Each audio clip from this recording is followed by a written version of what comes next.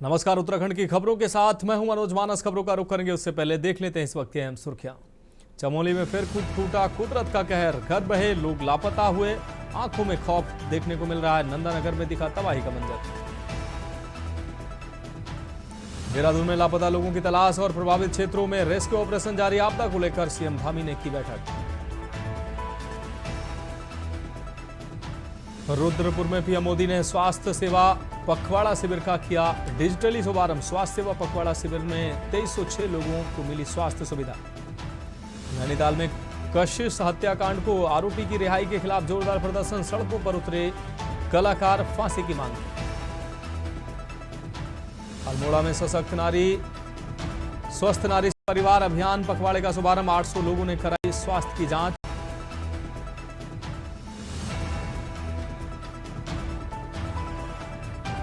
NFHS की report में चिंताजनक खुलासा, पूरे उत्तराखंड में बच्चों में ठिगनापन घटा, पर चमोली पौड़ी में बीते 5 सालों में बढ़ा बच्चों में ठिगनापन। खबरों का सारथी। और अब खबरें विस्तार से। उत्तराखंड में लगातार हो रही आपदाओं के बीच मुख्यमंत्री पुष्कर सिंह धामी ने देहरादून स्थित राज्य आपदा परिचालन केंद्र पहुंचकर चमोली जिले के नंदानगर क्षेत्र में आई आपदा की समीक्षा की। उन्होंने राहत और बचाव कार्यों की प्रगति का जायजा लिया और रेस्क्यू टीमों से अपडेट प्राप्त किया है। सीएम धामी ने मीडिया को बताया कि नंदानगर में लापता लोगों की तलाश युद्ध स्तर पर की जा रही है। घायलों को अस्पताल भेजा जा रहा है और अब तक 200 से अधिक लोग प्रभावित बताए गए हैं। उन्होंने अधिकारियों को निर्देश दिए हैं कि राहत कार्यों में कोई ढिलाई न हो और सभी प्रभावितों तक तत्काल सहायता पहुंचाई जाए।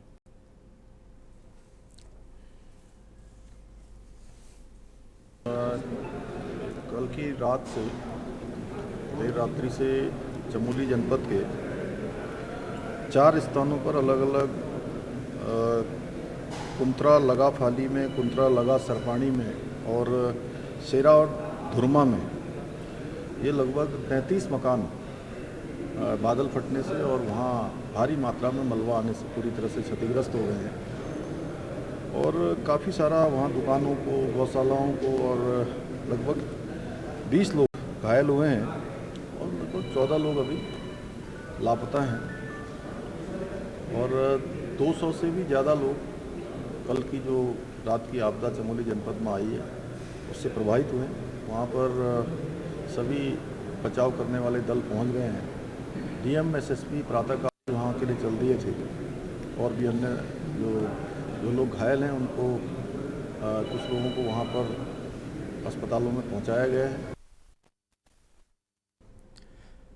बढ़ेंगे अगली खबर की ओर। देहरादून में भाजपा मुख्यालय पर आयोजित प्रेस वार्ता में पार्टी के राष्ट्रीय प्रवक्ता प्रत्युष कांत ने नेक्स्ट जनरेशन जीएसटी रिफॉर्म को ऐतिहासिक करार दिया। उन्होंने कहा कि देश में मौजूदा 4 स्तरीय जीएसटी प्रणाली को सरल बनाकर अब 2 स्तरीय टैक्स संरचना 5 और 18% लागू की जाएगी, जबकि कुछ विशेष वस्तुओं पर 40% जीएसटी रहेगा। प्रत्युष कांत ने कांग्रेस का शासनकाल की तुलना करते हुए कहा कि तब 30 से 32% टैक्स देना पड़ता था, जिससे आम जनता पर भारी बोझ था। उन्होंने दावा किया कि मोदी सरकार ने जनता के हित में हर संभव प्रयास किए हैं और ये नई व्यवस्था लोगों के हाथ में पैसा लाकर आर्थिक और रोजगार के नए रास्ते खोलेगी। उन्होंने कहा कि ये सुधार न केवल राज्य बल्कि पूरे देश की जनता को लाभ पहुंचाएगा।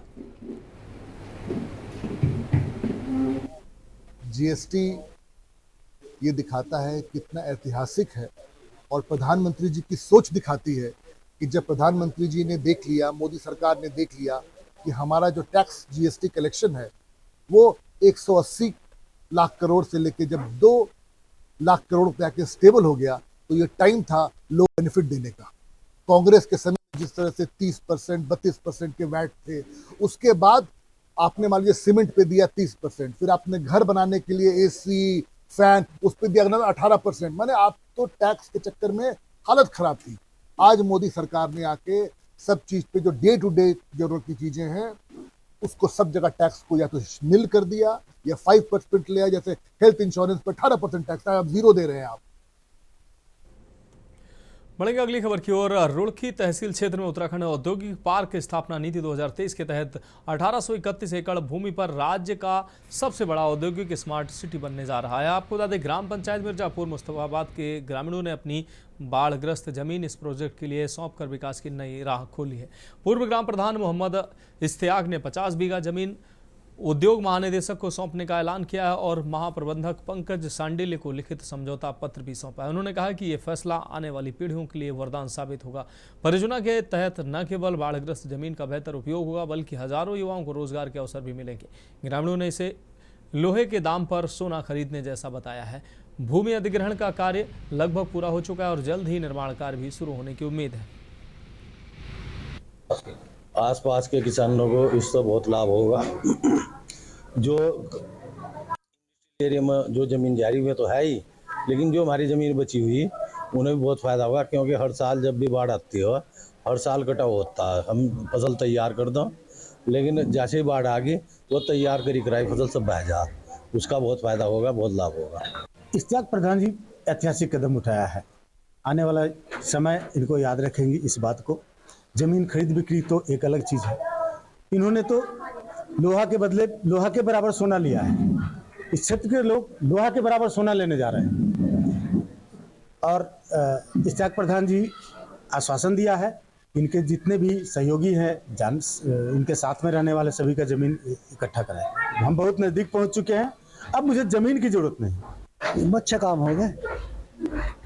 आज आपके यहाँ है क्या क्या हुआ है आज यहाँ से लोगों को बताया भाई तुम मुझे फायदा होना, लोगों समझ भी रहे लोग भाई हमें फायदा होगा, आने वाली नस्ल जमीन दे रहे लोग तो हो भी दे। कितनी जमीन आपने दी अपनी? 50-60 की। औद्योगिक पार्क बनने से क्या मानते हैं यहाँ पर जो विकास होगा, जो गांव में बेरोजगार युवा हैं, कितने लोगों के लिए कदम उठाए जाएंगे? ज़्यादा ही होगा, जितना भी होगा सबका फायदा ही होगा।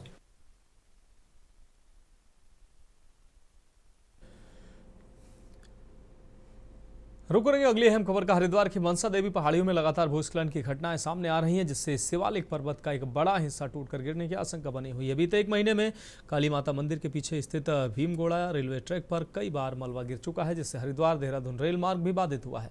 स्थानीय लोग और पर्यटक भयभीत हैं और प्रशासन से ठोस कार्रवाई की मांग कर रहे हैं। विशेषज्ञों के अनुसार मानसून के दौरान मिट्टी की ढीलापन और कंपन के कारण ये क्षेत्र स्लाइडिंग जोन में तब्दील हो चुका है। राज्य आपदा प्रबंधन विभाग, रेलवे और राजाजी नेशनल पार्क प्रशासन ने स्थिति को गंभीरता से लेते हुए टीमें मौके पर भेज दी हैं। आसपास के क्षेत्रों में मुनादी कर लोगों को सतर्क किया जा रहा है ताकि किसी बड़े हादसे से बचा जा सके।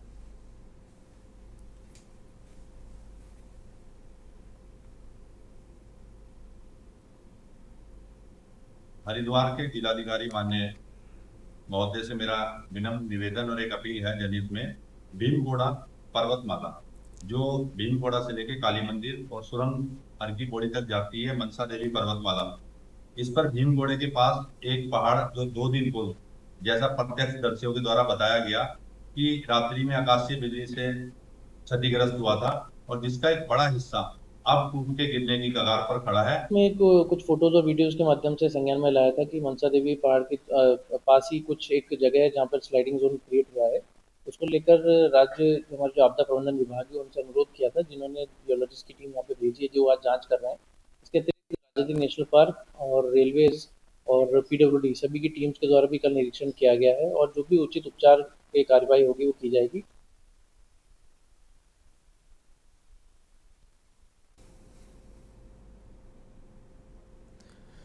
बढ़ेंगे अगली खबर की ओर। मंगलौर क्षेत्र के मन्नाखेड़ी गांव में गुरुवार सुबह एक युवक का 100 पेड़ से लटका मिला है, जिससे पूरे गांव में हड़कंप मच गया है। मृतक की पहचान आकाश के रूप में हुई है, जो बुधवार रात खाना खाकर टहलने निकला था और फिर वापस नहीं लौटा। सुबह ग्रामीणों ने जंगल की ओर 100 देखा और तुरंत पुलिस को सूचना दी। पुलिस ने मौके पर पहुंचकर 100 का पंचनामा भरकर पोस्टमार्टम के लिए भेज दिया है। परिजन हत्या की आशंका जता रहे हैं, जबकि पुलिस और फॉरेंसिक टीम मामले की जाँच में जुटी है।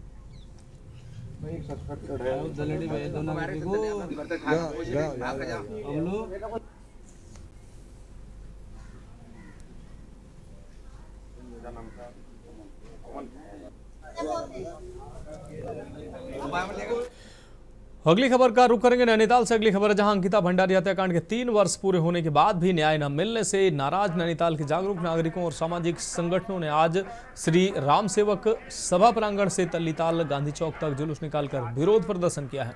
जुलूस में शामिल प्रदेश कांग्रेस कमेटी के अध्यक्ष करण महारा ने सरकार की उदासीनता पर सवाल उठाते हुए कहा कि 3 साल बाद भी अंकिता को न्याय नहीं मिला है। उन्होंने आरोप लगाया कि सबूत मिटाने वालों पर कोई कार्रवाई नहीं हुई है और सरकार दोषियों को बचाने का काम कर रही है। करण महारा ने यह भी कहा कि कमजोर पैरवी के चलते हाईकोर्ट से फांसी की सजा पाए आरोपी सुप्रीम कोर्ट से बरी हो गए, जो न्याय व्यवस्था पर गंभीर सवाल खड़ा करता है।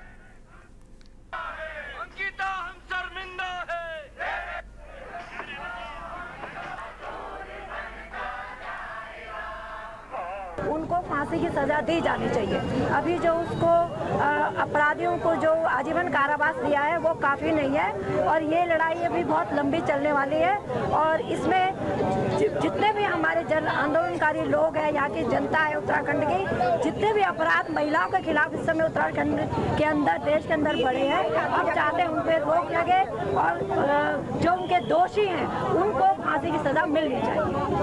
भंडारी को आज 3 साल हो गए घटना घटे।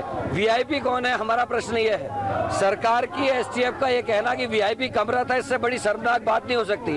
लड़की लिख रही है कि वीआईपी को एक्स्ट्रा सर्विसेज देने के लिए मुझ पर दबाव डाला गया है और सरकार की तरफ से पुलिस ये कहती है कि वीआईपी कोई व्यक्ति नहीं कमरा था, तो इससे बड़ी शर्मनाक बात और क्या हो सकती है। और वो वीआईपी के साथ साथ मुख्यमंत्री और विधायक जो महिला है उसके खिलाफ कार्रवाई होनी चाहिए। जिनने सबूत मिटाए, डोजर चलाने की कार्रवाई जिनने करे, उनके खिलाफ कार्रवाई कब होगी। फिलहाल खबरों में आगे बढ़ेंगे। उत्तराखंड के लक्सर क्षेत्र में बीती रात हुई भारी बारिश ने जनजीवन को बुरी तरह से प्रभावित कर दिया है। खेतों में पानी भर जाने से किसान परेशान है। वहीं क्षेत्र की सभी नदी नाले क्षेत्र के उफान पर हैं। सोलानी और पथरी नदी का जलस्तर खतरनाक स्तर तक पहुंच चुका है। विशेष रूप से लक्सर के निचले इलाकों में सोलानी नदी का पानी घुसने की आशंका बढ़ गई, जिससे लोगों के दिलों में डर समा गया। कई गाँव में बाढ़ का खतरा मंडरा रहा है और प्रशासन ने संवेदनशील क्षेत्रों में अलर्ट जारी कर दिया है।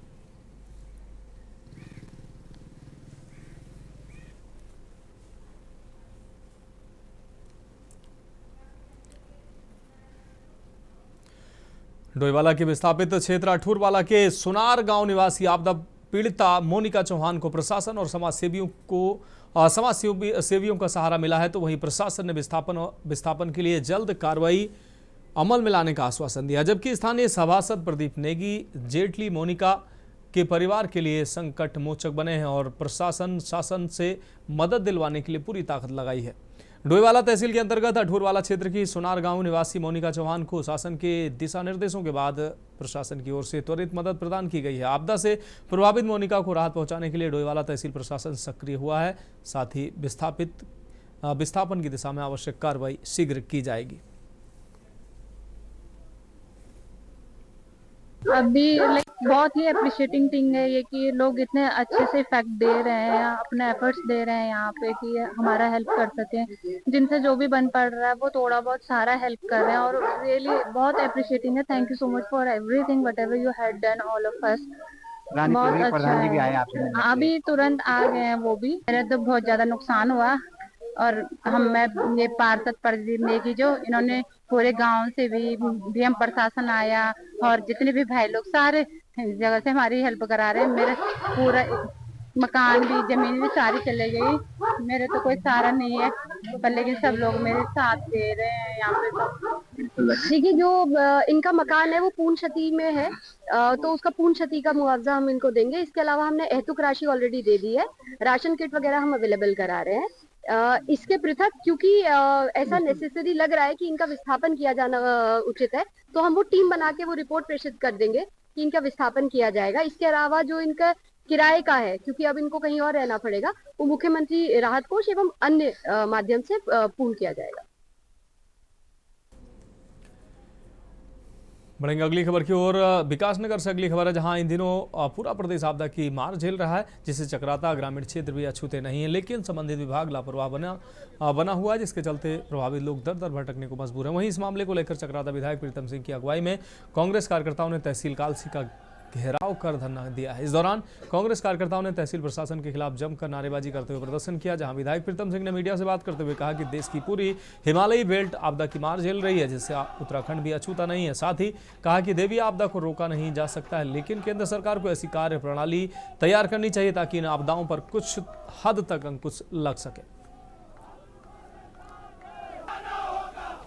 आज यहाँ पर ब्लॉक कांग्रेस कमेटी कालसी का जो है माननीय जो चक्राता विधायक जी हैं उनके अध्यक्षता में यहाँ पर एक प्रदर्शन था और ये लेकर के था कि आपदा में जो है जो विभागीय परिसंपत्तियाँ हैं जैसे हमारी गूलें हैं, नहरें हैं या रोडें हैं कि उनका जो है सही आकलन नहीं हो रहा है। देखिए आज पूरे देश और कई प्रदेशों में देवी आपदा व्यापक रूप से आई है, जिस देवी आपदा की वजह से जन और धन का व्यापक स्तर पर नुकसान हुआ है। उत्तराखंड राज्य भी इससे अछूता नहीं है। चाहे हम धराली की बात करें, चाहे हम धराली की बात करें, चाहे हम पौड़ी की बात करें।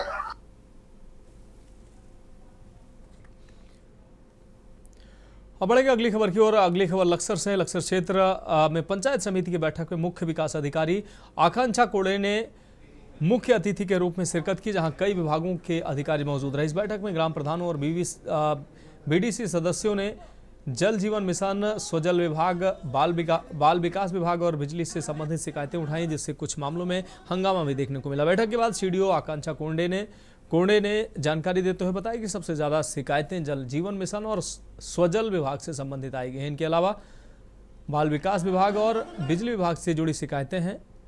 सीडीओ आकांक्षा कोंडे ने लापरवाही बरतने वाले अधिकारियों की फटकार लगाई और तय समय में शिकायतें निपटाने के निर्देश दिए। देखिए, आज बीडीसी की बैठक जो है प्रमुख महोदय की अध्यक्षता में आज हुई है सदन, और इसमें मुख्यतः जो मैं बताऊं, उसमें जल जीवन मिशन की बहुत सारी कंप्लेंट्स आई हैं। इसमें हमारे संबंधित विभाग जो उनको बहुत कड़ाई से निर्देश दे दिए गए हैं। कहीं जो है जहाँ लीकेजेस की बहुत ज्यादा समस्याएं बताई गई है, पाइपलाइन नहीं बिछी है, कनेक्शंस जो है वो घर तक नहीं पहुंचे हैं और सड़क जो है वो नहीं हुई है। साहब, एक तो सबसे मतलब मैं ग्राम प्रधान डाडे की डाना, एक तो खाद्य विभाग की तरफ से ये है कि कुछ जो यूनिट है वह छुट्टी है। जैसे कोई लड़के की शादी होकर बहू आती है गांव में वो जैसे बच्चा होता है वो चढ़नी चाहिए, वो चढ़ नहीं पा रही है। एक तो वो शिकायत नहीं मेरी, मतलब से ये कह रहा हूँ कि वो चढ़नी चाहिए। फिलहाल तो औपचारिकता ही लग रही है, पिछले 3 साल से औपचारिकता ही हो रही है। आज सीडीओ मैडम की हमने सामने भी यही बात रखी है कि यहाँ पे जवाबदेही निर्धारित होनी चाहिए। अगर कोई सम्मानित सदस्य, सदन का सदस्य कोई बात कह रहा है तो उसकी बात को सही तरीके से लेके चलना चाहिए। नहीं, जो बैठक में बड़े अधिकारी। फिलहाल खबरों में वक्त एक अहम ब्रेक का, जल्द हाजिर होंगे। आप देख रहे हैं के न्यूज खबरों का। ब्रेक के बाद उत्तराखंड की खबरों में एक बार फिर से आपका स्वागत है। बढ़ेंगे अगली खबर की ओर। खबर नैनीताल से है, जहां उत्तराखंड हाईकोर्ट में प्रदेश के एलटी शिक्षकों और प्रवक्ताओं की पदोन्नति के मामले में दायर कई याचिकाओं पर सुनवाई हुई। मामले की सुनवाई के बाद कोर्ट की खंडपीठ ने राज्य सरकार से कहा है कि इनकी एक प्रमोशन लिस्ट बनाकर कोर्ट में 22 सितंबर तक पेश करें। मामले की सुनवाई के लिए कोर्ट ने 25 सितंबर की तिथि नियत की। आपको बता दें कि शिक्षकों के आंदोलन के बाद सरकार ने इस मामले में शीघ्र सुनवाई के लिए कोर्ट से प्रार्थना की थी, जिसमें प्रदेश के एलटी शिक्षकों और प्रवक्ताओं की पदोन्नति के मामले पिछले कई वर्षों से अटके पड़े हुए हैं। ये सीनियरिटी का मैटर जो कुछ टीचर्स का जो कर रहे हैं, जो प्रवक्ता और सहायक अध्यापक एलटी ग्रेड वालों का सीनियरिटी डिस्प्यूट यहाँ चल रहा है, उसमें जो है ये मैटर था कि एक पूर्व में जो है एक भुवनचंद्र कांडपाल ने एक रिट पिटीशन यहाँ फाइल की थी हाई कोर्ट में 2003 में। तो उसमें ये डिसीजन हुआ था कि उनको जो है सीनियरिटी जो है 1/10/90 से नियमित मानते हुए वरिष्ठता का लाभ दिया जाए, और उस ऑर्डर के खिलाफ हाई कोर्ट में स्पेशल अपील दाखिल की राज्य सरकार द्वारा। उसको राज्य हाई कोर्ट ने खारिज कर दिया। उसके बाद सरकार सुप्रीम कोर्ट में गई, सुप्रीम कोर्ट में भी जो है एसएलपी सरकार की खारिज होगी। उसके बाद जो है कुछ प्रवक्ता और असिस्टेंट टीचर एलटी ग्रेड में रिट पिटीशन है, तमाम रिट पिटीशन यहाँ दाखिल की हाई कोर्ट में। रुक करेंगे अगली खबर का। खबर लक्सर से है, जहां गन्ना समिति के लिपिक महक सिंह को ज्वालापुर गन्ना समिति में अटैच किए जाने पर भारतीय किसान संघ के कार्यकर्ताओं ने विरोध जताया है। संघ के पदाधिकारियों ने गन्ना समिति के वाइस चेयरमैन के पति और पुत्र पर लिपिक महक सिंह के साथ बदतमीजी का आरोप लगाया है। साथ ही गन्ना विकास के अधिकारियों पर भी सवाल खड़े किए हैं। उन्होंने कहा कि बीमार लिपिक को बिना जाँच पड़ताल के ज्वालापुर समिति में अटैच किया गया है, जो सरासर गलत है। किसान संघ ने लिपिक को तुरंत वापस भेजने की मांग की, अन्यथा आंदोलन जारी रखने की चेतावनी दी है।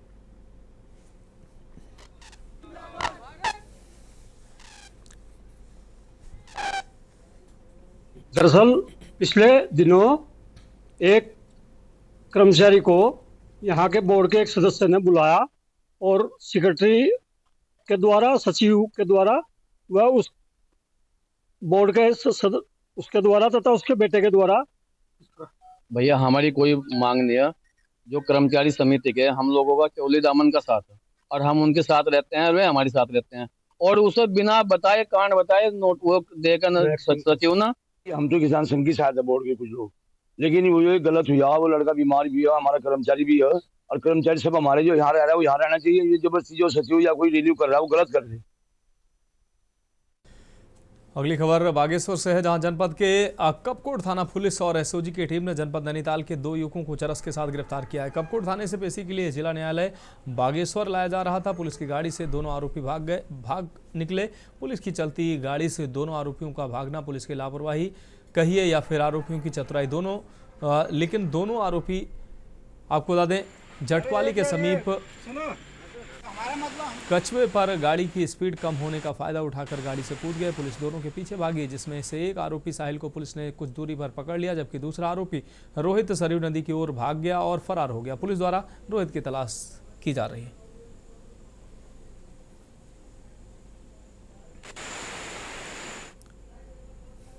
बढ़ेंगे अगली खबर की ओर। सितारगंज नगर के वार्ड नंबर 5 और 6 में इस माह के राशन वितरण में अनियमितताएं सामने आई हैं। सभासद रवि रस्तोगी ने खुद के अनुसार इस माह उनके वार्ड नंबर 5 का कोटा धारक अब तक राशन उठा नहीं पाया है, क्योंकि विभाग की ओर से गेहूं उपलब्ध नहीं कराया गया है। आरोप लगाया कि वार्ड नंबर 6 का कोटा धारक पूरा राशन उठा चुका है, लेकिन उसमें से 57 कट्टे गेहूं कम दिए गए हैं। उन्होंने मामले की लिखित शिकायत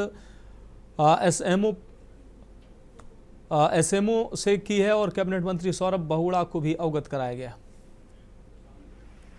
भाई देखिए, आपके टीवी चैनल के माध्यम से मैं लोगों को भी बताना चाहता हूं कि बहुत ही लंबे समय से जो है राशन की समस्याएं उत्पन्न आ रही है। हम तो लगातार कोटे धारक को ही जो है वो समझते थे कि कहीं ना कहीं घपला चल रहा है, लेकिन आज जब मैं यहाँ एसएमआई ऑफिस में आया तब मुझे पता लगा कि सबसे बड़ा घोटाला तो एसएमआई ऑफिस में हो रहा है। भाई कहीं ना कहीं 65 किलो राशन की कहीं ना कहीं टूट चल रही है और वो ऊपर से पूरा आ रहा है। जो विभाग ऊपर से मंगाता है राशन उसको तो पूरा आ रहा है, लेकिन यहाँ पर कोटे धारकों को कम राशन दिया जा रहा है। बढ़ेंगे अगली खबर की ओर। हरिद्वार के भीमगौड़ा इलाके के पहाड़ दरकने से रेलवे लाइन बार बार बाधित हो रही है, जिसके बाद प्रशासन ने जांच तेज कर दी। आज उत्तराखंड भूस्खलन न्यूनीकरण एवं प्रबंधन केंद्र की टीम मौके पर पहुंची और पूरे संवेदनशील क्षेत्र का निरीक्षण किया है। विशेषज्ञों ने मिट्टी के नमूने जुटाए हैं और कहा कि यह इलाका ढीली मिट्टी व रेत से बना हुआ, इसलिए यहाँ स्थायी रोकथाम प्रोजेक्ट जरूरी है। निरीक्षण के दौरान राजाजी टाइगर रिजर्व, पीडब्ल्यूडी और रेलवे के अधिकारी मौजूद रहे। भूवैज्ञानिकों का मानना है कि शिवालिक पहाड़ियों पर लगातार बारिश से लैंडस्लाइड का खतरा बढ़ रहा है, जिससे हर की पैड़ी और भीमगौड़ा जैसे भीड़ भाड़ वाले क्षेत्र खतरे की जद में आ रहे हैं। 1-2 दिन पहले थोड़ा सा एक पैच जो था लैंडस्लाइड हुई है वहाँ पर, तो उसके निरीक्षण के लिए हमें बुलाया, तो हम होल एरिया ही हम देख रहे हैं कि कहाँ पर क्या क्या प्रॉब्लम है। तो यहाँ जो मेजर प्रॉब्लम है वो प्योर जियोलॉजिकल प्रॉब्लम है। यहाँ की जो रॉक है वो वीक है। यहाँ पर सैंडस्टोन, मडस्टोन है। मडस्टोन बहुत वीक रॉक होती है, तो इसके लिए अभी 2 साल पहले भी कुछ हुई थी लैंडस्लाइड, तो ULMC पहले भी आया था।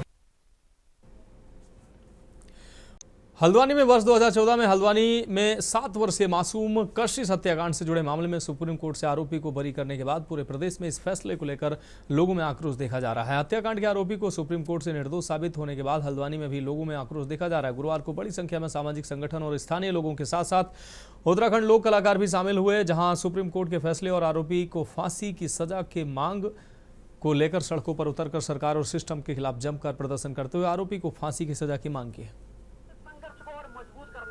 यह है कि सरकार को जो पैरवी शायद वहां करनी चाहिए थी, सरकार सोती रही। सरकार के जो नक्शे कदम है वैसे भी न्याय की ओर नहीं बढ़ते हुए दिख रहे हैं। और ये जो बहुत बड़ा अन्याय हुआ है, आखिरकार वो बच्ची के साथ दुष्कर्म हुआ, 6 साल की बच्ची। हम सब के घरों में बेटियां बहनें हैं। दिख रहा है कि सरकार का जो वकील, उसकी गलती है पूरी से पूरी तरीके से। जब फास्ट ट्रैक कोर्ट ने उसको फांसी दी, माननीय हाई कोर्ट नैनीताल ने फांसी दी, तो फिर वही सबूत थे, वही गवाह थे, तो सुप्रीम कोर्ट ने उसको बरी कैसे कर दिया भैया? अरे ऐसा है ना भैया, सबसे पहली बात तो कि जो ये यहाँ पे आई है ना, ये फालतू के लोग हैं। हम फालतू के हैं, हम पहाड़ी आदमी 1 नंबर का फालतू आदमी है, उसके पास कोई काम धंधा नहीं है। क्या सोचे उसमें कि पैसों की पावर थी, किसी रिलीजन की पावर थी, क्या पावर थी? क्या उनके घर में बच्चियां नहीं थी? किस तरीके से उसको बरी कर दिया गया? इसलिए अगर सुप्रीम कोर्ट से नहीं हो रहा है, बहुत सारे लोग आए हैं यहाँ पे। तो फिलहाल उत्तराखंड की खबरों में अभी के लिए मेरे साथ इतना है। मुझे दीजिए इजाजत और आगे आप देखिए के न्यूज इंडिया का विशेष कार्यक्रम मंथन हमारे प्रधान संपादक दुर्गेन चौहान जी के साथ। आप देख रहे हैं के न्यूज, खबरों का सारथी।